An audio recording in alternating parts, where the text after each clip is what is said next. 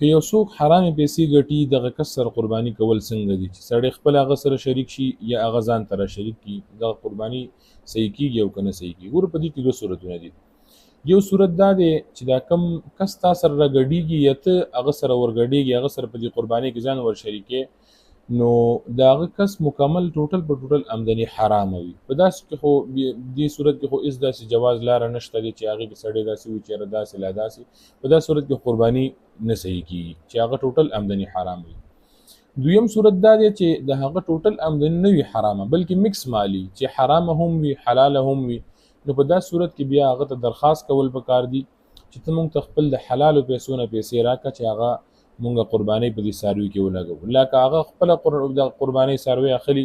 نو بیا ورته دا وینا وشي چې ته په حلالو پیسو باندې څاروی واخله نو زمونږ یو یا دوه چې کوم څوک ورسره ور شاملېدل غواړي نو هغه به ورسره ور شامل شي.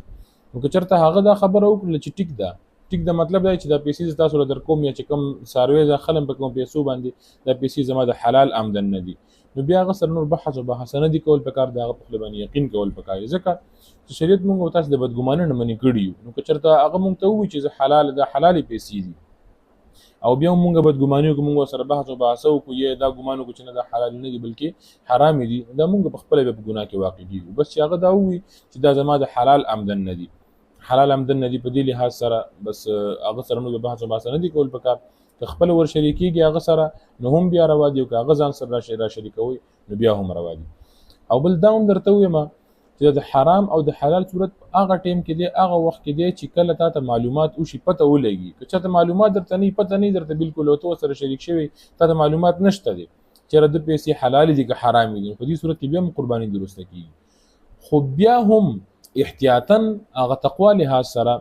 که دا چېرته مشکوک حالات سړي ته معلوم شي نو باید چې هغه ځای نه ډډه وکړي اجتناب وکړي پرهیز وکړي. دا صورتونه چې کوم مې بیان کړل مخکې هغه صورت کې دي چې قرباني کېږي او که نه کېږي. نو که چېرته چا وکړل چې کوم د جواز صورت مې درته بیان کړو په هغه صورت کې به د قرباني ادا شي او چې کوم د حرام صورت مې درته بیان کړو چې مکمل آمدني حرام په هغه صورت کې د کس قرباني نه ادا کېږي. خو که چېرته بیا هم څوک ورنه ډډه وکړي اجتناب وکړي پرهیز وکړي ورنه او داسې کس نه ځان سره شریک کي او نه خپله هغه سره شریک شي نو دا ډېره غوره او بهتره خبره ده.